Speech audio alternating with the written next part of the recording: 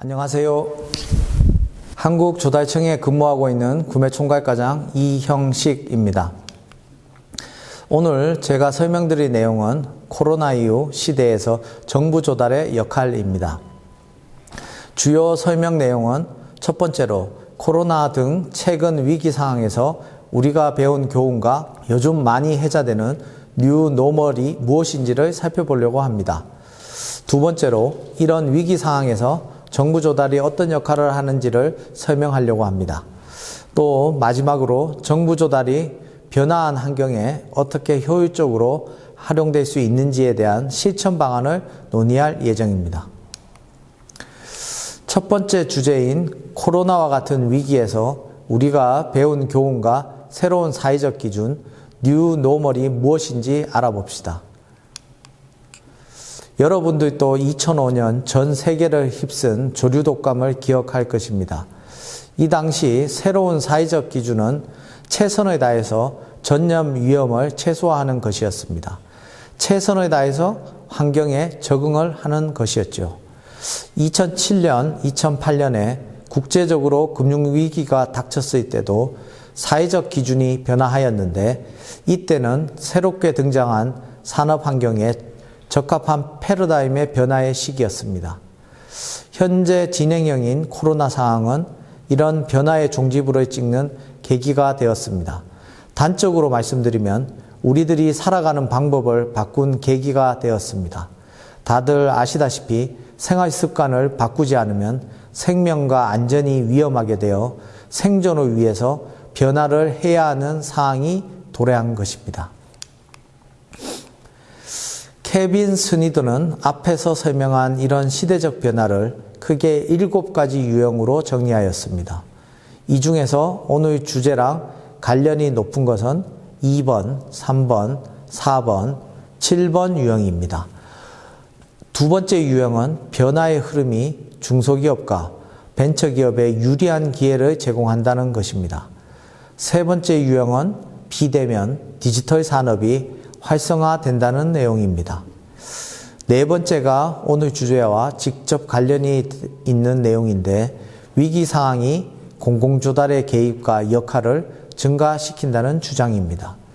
마지막으로 7번째 유형은 기존의 예상 못한 환경 변화에 대한 새로운 해결책의 필요성이 높아지고 있다는 것입니다. 이 4가지 유형에 대해서는 이어서 구체적인 사례와 함께 더 설명을 드리도록 하겠습니다. 코로나 상황에서 예측 불가능한 환경 변화에 가장 잘 적응하고 있는 기업은 중소기업과 벤처기업입니다. 1번 그래프에서 보듯이 과거 한국의 주요 의약품 분야 수출 품목은 대기업들이 생산하는 의료장비와 부품들이었습니다. 하지만 코로나 상황으로 현재 가장 수출을 많이 하는 품목은 진단 세트로 바뀌었습니다. 이 진단 세트를 만드는 한국의 주요 기업은 2번 표에서 알 수 있듯이 대부분이 중소기업이거나 벤처기업들입니다. 급변하는 환경 변화에 적응하는 능력은 대기업보다 중소기업, 벤처기업이 유리하다는 사실을 보여주는 사례가 되겠습니다. 이번 그래프는 코로나 위기 상황에서 정부 조달의 역할이 왜 중요한지를 보여주는 사례입니다. 왼쪽 편 그래프를 보시면 코로나가 본격적으로 발생한 올해 1월 말에 국내 마스크 가격은 순식간에 100% 이상씩 폭등하였습니다. 더 큰 문제는 비싼 가격에도 불구하고 시민들이 마스크를 사기도 어려울 정도로 공급이 부족해졌다는 상황이었습니다. 이런 위기 상황에서 한국 정부는 마스크 유통 구조에 개입하기 시작했습니다. 한국에서 거래되는 모든 마스크를 정부에서 100% 구매하여 안전된 가격에 시민들에게 재판매하는 방식이었습니다. 시장 구조를 왜곡한다는 우려도 있었지만 한국 정부는 국민의 생명보다 더 중요한 것은 없다는 원칙 하에 정부 조달의 영역을 대폭 확대한 것입니다. 오른쪽 표를 보시면 한국 정부에서 모든 마스크 유통을 통제한 3월 말부터는 마스크 가격이 점차 안정을 되찾아가고 있음을 잘 보여주고 있습니다. 정부에서 일괄 구매하여 시민들에게 재판매하는 공적 마스크는 3월부터 5월까지는 총 거래량의 80%를 통제하고 6월 이후부터는 60%, 50% 수준으로 점차 그 수준을 낮추어 갔습니다. 현재에는 옛날처럼 완전히 정부 개입을 배제하고 온전한 시장 기능으로 작동시키고 있습니다. 마지막으로 소개할 교훈은 이런 위기 상황을 대응하는 데 국가 간 협력 및 사회 안전망 구축이 절대적으로 중요하다는 사실입니다. 코로나 전파 정보, 방역 물자 등을 국가 간에 공유하는 것이 국제적으로 코로나가 확산되는 것을 막는 데 중요한 역할을 했습니다. 코로나 초기 진단에 중요한 역할을 한 선별진료소 등 사회 안전망도 평상시에 투자하여 미리 구축하여 놓는 것이 얼마나 중요한지를 이번 사태에서 우리들은 경험하였습니다. 코로나 등 위기 상황에서 우리들이 얻은 교훈은 첫 번째, 환경 변화에 민첩하게 적응하는 중소기업의 중요성입니다. 두 번째로는 위기 상황에서 정부 조달을 통한 정부 개입이 효율적인 대응에 중요한 수단이 될 수 있다는 것입니다. 마지막으로 국가 간 협력과 사회 안전망 등에 대한 공공투자가 필요하다는 것입니다. 지금까지 설명한 코로나 위기 상황에서 우리들이 배운 교훈 중에 조금 더 집중적으로 중앙 조달이 어떻게 위기 극복에 도움이 되는지 살펴봅시다. 보시는 표에서 알 수 있듯이 OECD 선진국들은 국내 총 생산의 약 12%를, 정부 지출의 약 29%를 공공조달로 지출하고 있습니다. 정부 지출의 약 30%를 공공조달을 통해서 사용한다면 공공조달은 정부가 원하는 정책을 실현하기 위한 주요한 수단 중에 하나라는 것도 이해할 수 있겠습니다. 공공조달 시장은 민간 시장과 달리 소비자의 선택 권한보다 정해진 계약 규정들을 준수하는 공정성과 투명성이 더 중요합니다.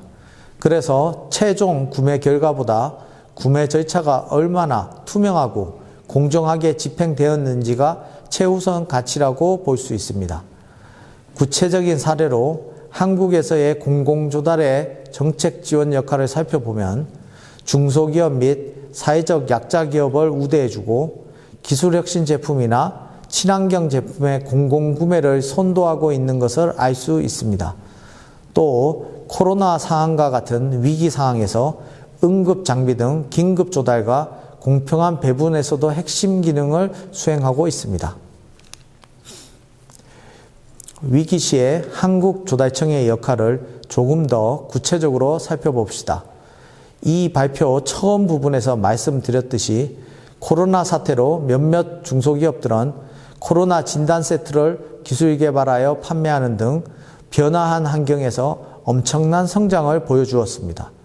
이런 중소기업을 지원하기 위해 정부에서는 중앙조달기관인 조달청과 한국조달연구원, 한국보건산업진흥원이 협력하여 이런 중소기업들의 해외 수출을 지원하고 코로나로 어려움을 겪고 있는 외국의 방역 노력을 도와주고 있습니다.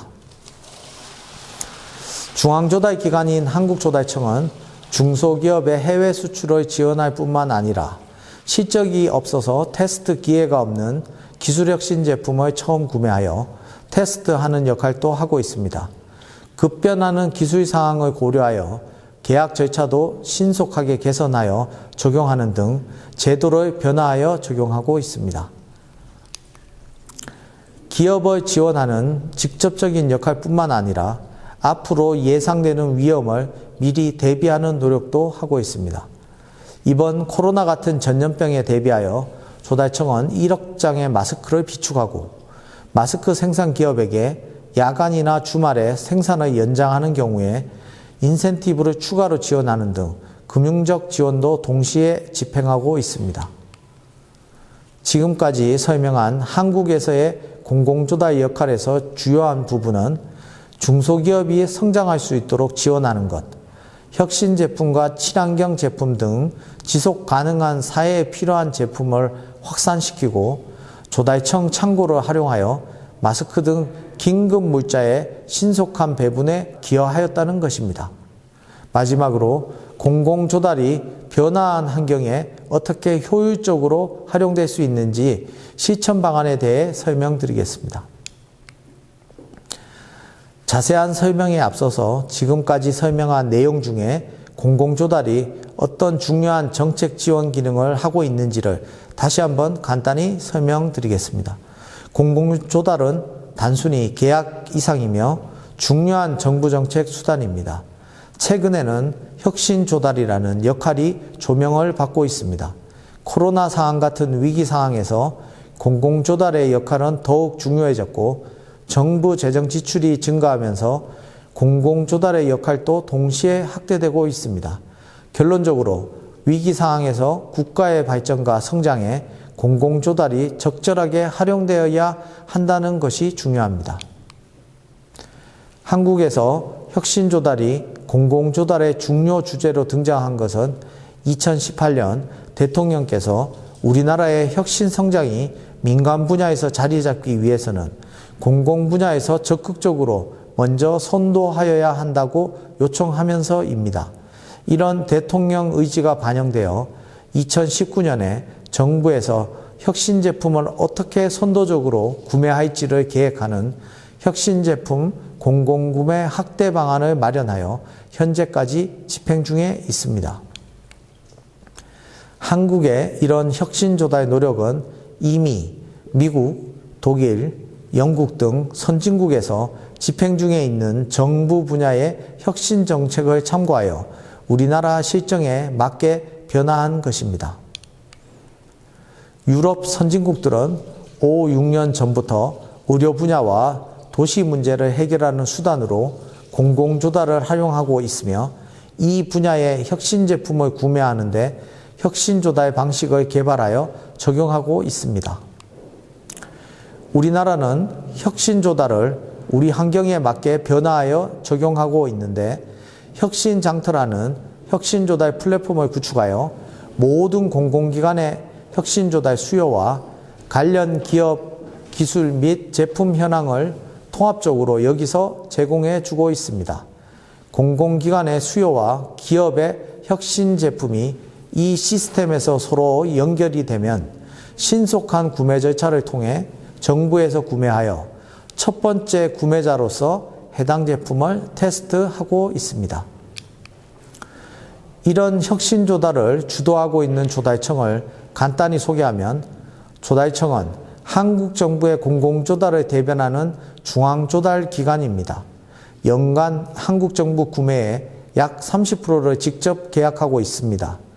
중소기업 지원과 같은 공공조달을 활용한 정부 정책 지원도 주요 역할로 수행하고 있으며 이번 코로나 사태에서는 공적 마스크 구매 및 배분 등을 긴급한 업무도 성공적으로 수행하였습니다.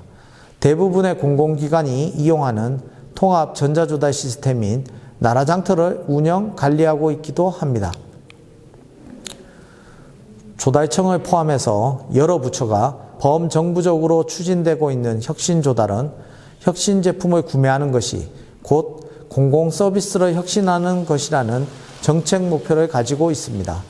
기존 시장에 출시되지 않은 혁신 제품을 정부에서 선도적으로 구매하여 테스트하는 것은 이 제품을 통해 기존에 해결하지 못했던 사회 문제를 해결하고 국민들에게 더 좋은 공공서비스를 제공할 수 있기 때문입니다. 현재 초기 상태인 혁신조달을 앞으로 더욱 활성화하기 위해 개선해야 할 부분도 많습니다. 주요 부분으로는 혁신 제품에 대한 정보와 전문 지식이 부족하다는 것입니다. 또 단기적인 비용 관점에서 접근하기보다 장기적인 효율성 관점에서 평가하는 노력이 필요합니다. 추진 중에 있는 주요 정책과 전략에 서로 연계가 되는 노력도 필요하겠습니다. 마지막으로 가장 중요한 부분이 혁신이라는 개념을 정의하고 평가하는 공공 분야의 능력을 높이는 것입니다. 이런 한계는 단기간에 개선되기는 어렵지만 단계적으로 보완하여 혁신 조달이 더욱 발전할 수 있도록 하는 기반이 됩니다. 자세히 설명드린 혁신 조달은 즉 공공서비스 혁신과 같은 단어입니다. 우리가 나아가야 할 올바른 방향이지만 현재 보완해야 할 부분도 분명하게 있는 만큼 지속적으로 관심을 가지고 발전시켜야 하겠습니다. 오늘 제가 설명드린 내용은 코로나 등 위기 상황에서 우리들은 새로운 사회 기준을 맞이하게 되었다는 것입니다. 이런 상황에서 정부 조달의 역할은 중요해졌고 특히 예측 못한 사회 문제를 해결하는 혁신 제품을 구매하는 혁신 조달이 더욱 필요한 시기가 되었습니다. 혁신 조달이라는 정부 조달의 방향을 위해서 우리들은 중소기업 지원과 절차 효율화 등 지속적인 노력이 필요하다는 것을 집중적으로 설명드렸습니다. 지금까지 경청해 주셔서 감사드립니다.